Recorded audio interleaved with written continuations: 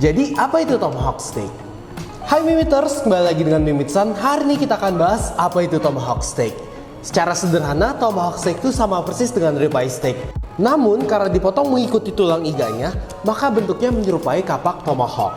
Jika kita bandingkan, ukuran tomahawk steak dengan steak ribeye biasa sangat berbeda jauh. Karena semakin besar tulang iganya, semakin besar juga ukuran tomahawk steaknya. Ukuran sebal ini bisa mencapai 5 cm dan bisa disajikan untuk 2 hingga 3 orang. Jika ingin mencoba, dagingnya bisa beli di Mimit ya.